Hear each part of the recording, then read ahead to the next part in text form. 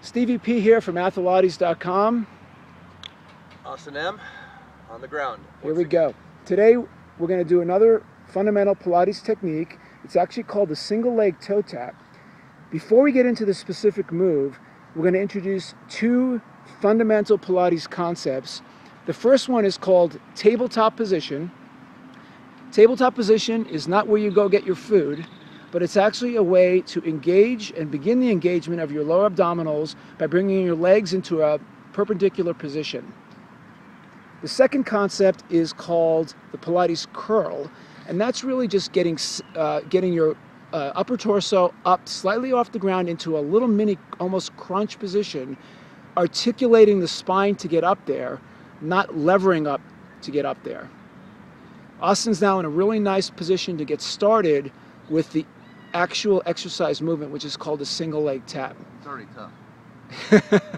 Let's get started. Let's show a couple of tap movements so people understand what the move is. So one by one, you're lowering and raising your legs. Maybe don't quite bring the legs up as far as that, Austin. Keep them in tabletop. There you go. Come on up. Perfect. So there you go. So take a break. So that is the single leg tap. It looks easy, but actually if it's easy, it means you're doing it wrong.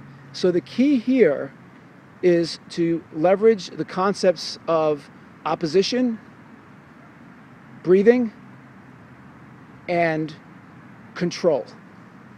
With respect to opposition, what Austin's going to do is he's going to actually be bringing his abs in and up as his leg goes down. That's an opposing movement to the movement of his legs, which are going away from his body. Just like that. You'll notice he has his hands on his sort of side of his abs right there. Austin, tell us why you're doing that.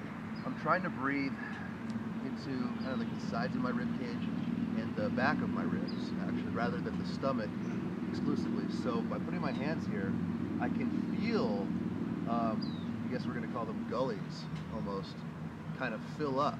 And this is like, it's tightening and deepening my ab connection on each rep. So as I breathe deeper, I'm trying to feel these muscles in here, deep in the abdominals, tighten, kind of co-activate with the diaphragm here. And you can feel it almost fill up. Like if I don't feel anything right here, if it just remains soft, then I'm not making the connection. There's nothing connected. Doing something wrong. Yep. So I'm trying, with each rep, breathing in deeper, especially on the exhale. That's where I really get the deeper connection. Yep. You don't lose the connection on the exhale and relax. You're actually deepening at that point each time.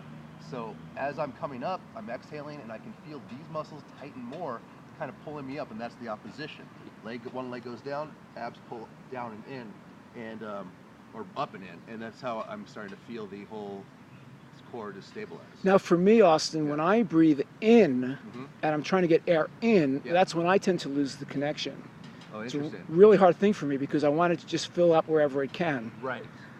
And I guess that's another part of just trying to be an athlete and just getting the job done. Just getting the job done, yeah. That's not the point of these. This is not, we're not trying to blow out, a 60-minute conditioning workout with this movement right now. Right. We're creating a scenario for later on, and that is, core connection, stabilization, understanding how to control your breath to be a better athlete. Right, so think about this. If you can't control the breath and keep the connection now doing this particular movement, how the heck are you going to do it when you're doing an overhead squat? It's not going to happen.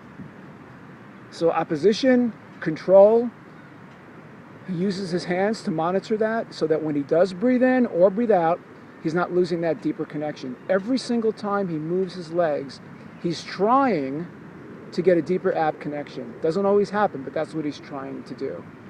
That's called a single leg tap. Homework for this, 3 to 5 sets of 10 reps with each leg.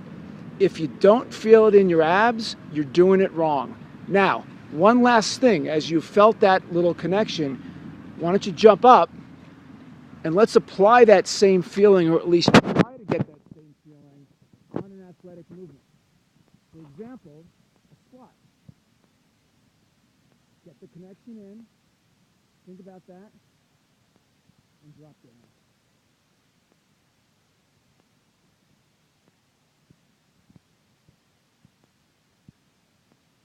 There you go. So what we want you to do is we want you to practice the drill, but then we want you to think about that feeling of being connected in everything else that you do, whether it's a squat or heck, it could be even when you're driving the car. Think about that connection and locking it in. That's it. See you guys next time. Later.